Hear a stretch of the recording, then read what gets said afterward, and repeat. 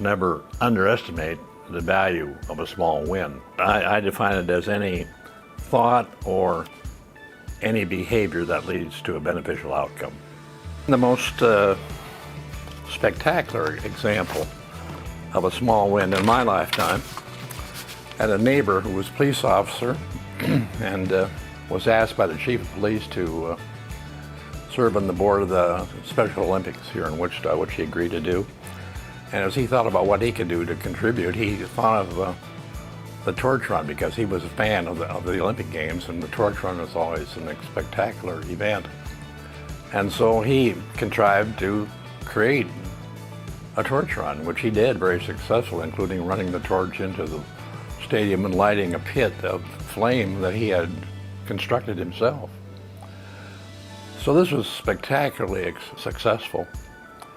And as the story goes on, the next year, they ran the torch down from Topeka. People paid the police officers so much by the mile as they relayed their way down to South High.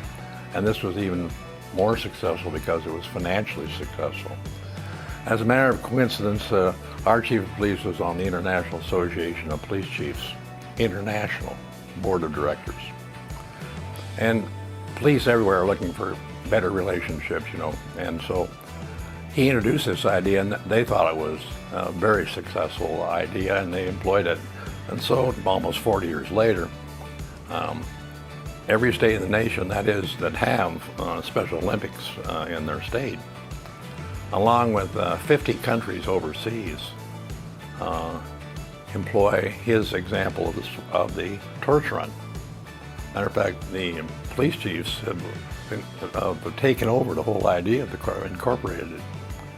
So my neighbor Barney has been gone for 20 years, but his small win lives on, because that dollar total now is something going on toward $1 billion, very successful with no end in sight. So I cannot think of a better example, a more spectacular example of a small win.